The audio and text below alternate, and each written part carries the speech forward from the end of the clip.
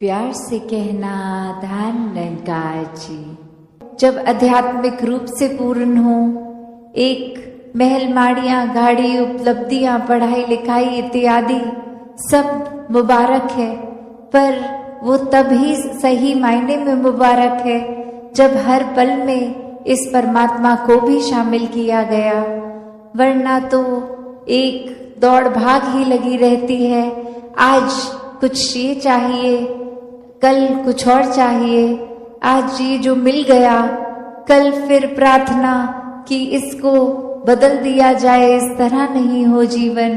एक उपलब्धि है तो इतने सालों से उसी उपलब्धि पे है, कोई प्रमोशन नहीं हो रहा। एक उस तरह की इच्छाएं चाहे छोटी सी हो, वो एक बच्चे के अंदर भी हो सकती है और किसी वृद्ध के अंदर भी वो इच्छाओं ने तो अपना काम करते जाना है। तो यहाँ पे आध्यात्मिक रूप जब साथ होता है जीवन में तो समझ आता है कि इच्छाएं मन में आ रही हैं तो अगर पूरी हो रही हैं उसमें भी हमारी भलाई है, और अगर मन मुताबिक कुछ हो नहीं रहा, इस परमात्मा ने कुछ और चाहा है तो भी एक इसमें भी भलाई है। तो कोई संकीर्णताओं में कोई छोटी छोटी चीजों को पकड़ के भक्त नहीं बैठते। भक्त भी इस परमात्मा की तरह विशाल होते हैं, अपने मनों को विशाल कर लेते हैं कि ये जीवन में इस तरह छोटी बातों में उलझना नहीं है, ये नफरतों के कारण नहीं बनाने। जीवन में सिर्फ एक बहते जाना है इस परमात्मा की रजा में, इस निराकार की रजा में। तो वो एक हमें अपॉर्चुनिटी मिल रही है, मौका मिल रहा है और सेवा करने का, अंदर से अपने पात्र को और खाली करने का।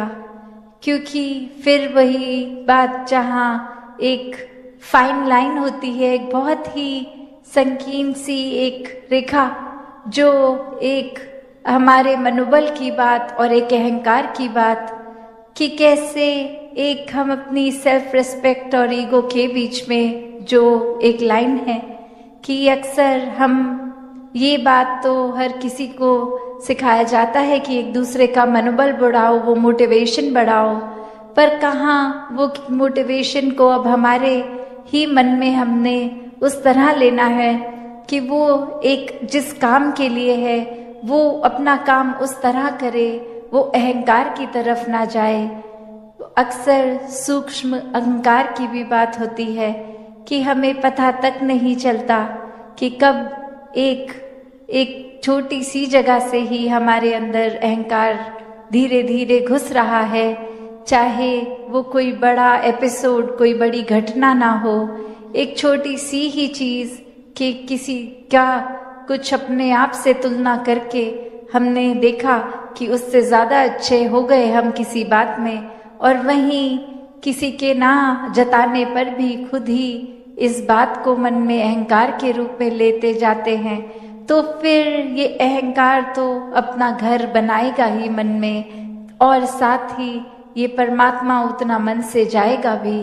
तो हमें किसको टिकाना है किसको नहीं, ये शरीर की भी जब बात हो रही है तो हाँ, ये आत्मा जो है वो ज़्यादा इस शरीर से महत्वपूर्ण उस रूप में तो है, पर ये परमात्मा ने शरीर भी इसलिए दिया है कि हम इसकी देखभाल करते करते सारे अपने रिस्पॉन्सिबिलिटीज भी निभाएं। तो फिर एक जहाँ अपनी भी चेतनता जाग उठेगी, एक जो सच्ची दात है जो भक्तों ने युगों युगों से समझाई है कि दुनिया भी एक दौलत तो आज है कल नहीं, इसने बदल जाना है, एक माया का रूप बदल जाना है, घर परिवार सोसाइटी सब बदल जाएगा, पर सिर्फ और सिर्फ एक चीज़ जो अपनी जगह में कायम दायम शुरू से थी, अभी भी है और ये संसार खत्म होने पे भी रह जाएगी, तो वो बस ये परमात्मा, ये निराकार है। तो इस निराकार को पहचान के जीवन में जहाँ फिर वो समझ भी आ जाती है कि जो कुछ इस निराकार ने दिया है उसका सदुपयोग ही करना है। किसी के नुकसान का कारण अपने आप को या किसी वस्तु को नहीं बनाना।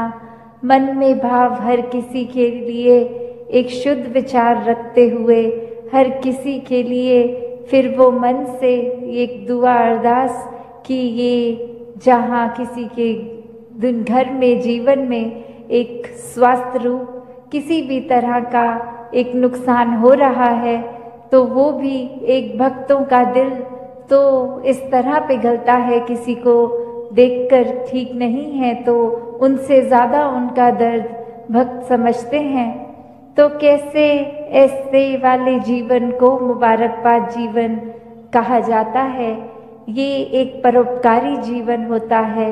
अपने लिए सेल्फ सेंटर्ड होके, सेल्फिश होके, ये अपने ऊपर केंद्रित नहीं, पूरे संसार की भलाई के लिए भक्त अपना जीवन लगा देते हैं। जीवन को फिर हमने इतना ही अपने आप अपनी ईगो से भर लिया, अपनी सोच से, अपने माइंडसेट को ही एक सही मानकर।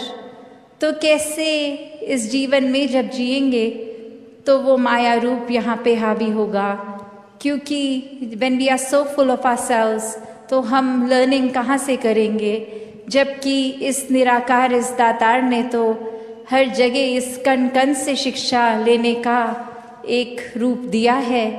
बस हमें वो रिसेप्टर बनना है कि ये हर जगह से जो शिक्षा मिल रही है उसको कैसे चैनलाइज किया जाए। तो ऐसा जो कर लेते हैं वो एक भक्ति हर समय की करते हैं, क्योंकि जब इस परमात्मा को जानकर, इसमें विश्वास करके, इसको हर समय अपने आसपास देखकर, फिर चाहे किसी ने कुछ भी कहा हो तो ये भक्तों का जीवन तो डार्केस्ट क्लाउड में सिल्वर लाइनिंग भी देख लेता है। एक बिना गुण की चीज़ में से भी गुण निकाल लेते हैं। तो फिर जहाँ एक स्वाभाविक गुण बह रहे हैं वहाँ से तो भक्त कितने ही अनेकों गुण निकाल लेंगे।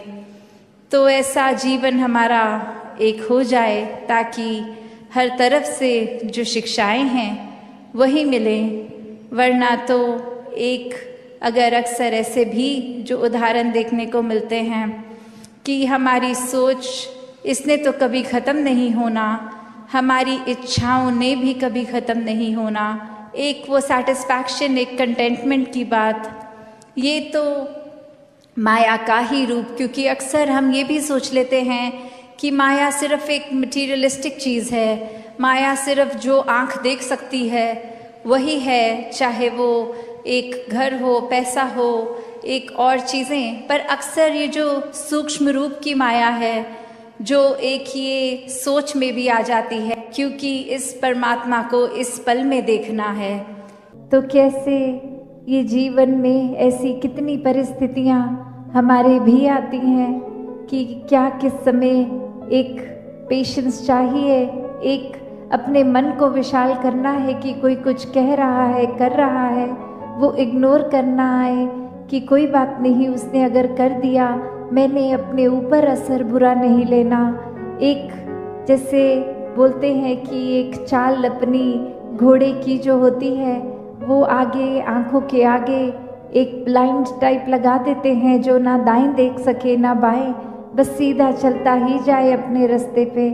तो संतों का भी जीवन यही है कि नज़रिया, ये दिल, दिमाग, सब कुछ इस परमात्मा पे टिका लेते हैं। फिर कोई तारीफ करे या बुराई करे, कोई मधुर बोले उनके साथ या कड़वा बोले, उनका जो अपना स्वभाव है, अपनी संत प्रवृत्ति वाली चाल है, वो तो उसी तरह कायम रहते हैं। उनको अपने मन में ये पीस मिल गई, सुकून मिल गया, स्थिरता मिल गई, तो फिर एक बाहरली क्या ये चल रहा है कुछ भी, उससे फर्क नहीं पड़ता। मन की अवस्था वही कायम एक जैसी। तो ऐसे ही चेतन होके भक्तों ने जीवन जिया है और सभी के हिस्से ऐसा भक्ति में जीवन आ सकता है। तो समय व्यर्थ ना करके जीते जी जब तक ये सांसें चल रही हैं, अपने आत्मा की पहचान इस परमात्मा से ब्रह्म ज्ञान द्वारा करा के ये जीवन को भी एक ठीक तरीके से, सुखी तरीके से जी लें और इसी जीवन को जीते जी फिर ये मुक्ति, मोक्ष, साल्वेशन इसके हकदार भी बन जाएं। तो हर कोई ऐसा ही जीवन जिए जैसा इस परमात्मा के प्यार में पल पल जीना होता है। सात संगत जी, धन निरंकार जी।